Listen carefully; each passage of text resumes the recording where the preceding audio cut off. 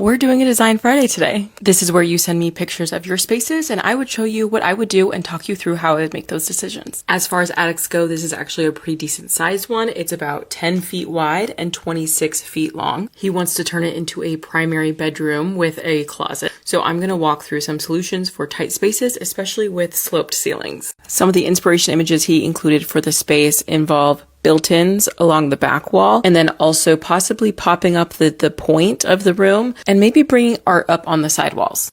This is the vibe he's going for. It's very dark, it's very moody, but I'm going to bounce off of these ideas and show you some of my own inspiration images. But first, let's talk floor plan. I was sketching up some ideas because there's so many different options. Here we have everything to scale, and I actually like to start with the bed, and I usually like to start it at the opposite way, the opposite wall that you might enter on. Walking in to get to a side table or to get into bed is going to be really narrow and you're probably going to be bending over. So I'm going to recommend actually doing it here and creating a closet space over to the left. So let's talk about that. When you come up the stairs, you can head to the right or to the left.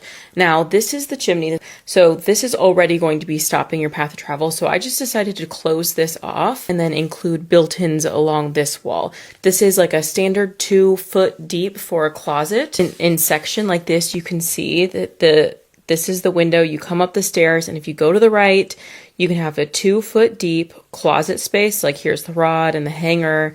So you can have jackets and maybe even some room for shoes at the bottom, because this is about 48 inches off the ground, and maybe even a little shelf up here. You can have all of these little doors, and it's very narrow. This is not typically recommended for most homes, but since this is going to be a converted attic space, I think you can get away with a narrow 24-inch walkway up here, just so you can quick grab what you need and then come back into the main space. And then along this side, since we need room, so I'm anticipating that the stairs are at least 30 inches. Typically you'd see 36 inches, but again, this is a converted attic, so that it might even be smaller than this. And so they'll come up and turn to the left, and they're going to need just as much, if not more, walking room. And so I'm planning for built-ins along this back wall here, but instead of them being as deep as hanging storage, I'm thinking maybe it could be 12 to 18 inches worth of drawer storage to really maximize the walking space. And the smaller you go, the more walking space you're going to have, which I think is probably going to be really important here. But at least this will give you some drawer storage that can replace a dresser, since there is limited clearance space in here. So now we can operate in this bedroom, since we don't really need a dresser or too much extra furniture, because we're going to have as much of our closet space over here. You'll likely have side tables for the bed, but he wanted a lot of built-ins, as you saw in the inspiration images. I'm going to put built-ins along this wall with the window. I think that could be a good option. But by tucking the bed up underneath the low sloping area, you can really maximize on your square footage, since you don't need to be standing in this spot. Since this is in line with the walkway in here, you're going to have just the same amount of height for walking space to get back into this side over here. I really like the idea of potentially having an extension of the storage go even further. And maybe it's really narrow here. Maybe it's only 10 inches and you have like a tilt out shoe storage. I think that could be really helpful here. And then if you have a skylight right here, I might even recommend having a little stool and a really small little desk area with a spot for a chair right here. Alternatively, you could also shift the bed over even more, get rid of the storage along the back wall. Either you could have deeper storage here if you need more drawer storage, or you can make an actual reading nook over here.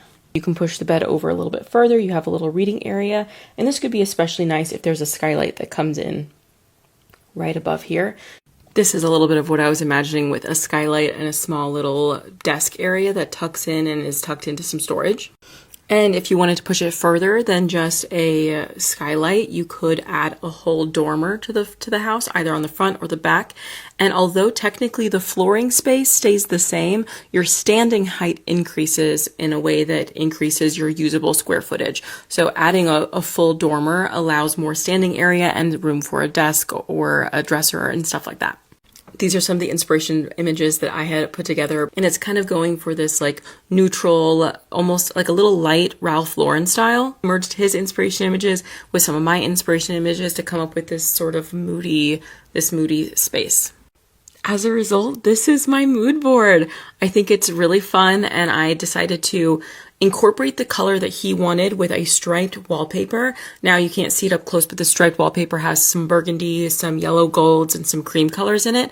So I'm suggesting that all of the built-ins down below, everything for the flat vertical spot before it goes slanted could be this board and batten. And it'd be even cooler if the built-in storage was actually hidden inside the board and batten. I think that would be so cool. But I love the mixture of like the deep dark greens with stripes and plaids in this masculine attic space. And I think by keeping the board and batten lighter and the floors lighter, it'll help light still travel throughout the space while giving them the dark and moody look that they're going for on the slanted and top part of the ceiling, especially if they add in the dark wood tones of the beams. I love putting together these designs every week, so go ahead and send me a DM with a space that you're having trouble with, and I will show you how I would design it if it were in my home.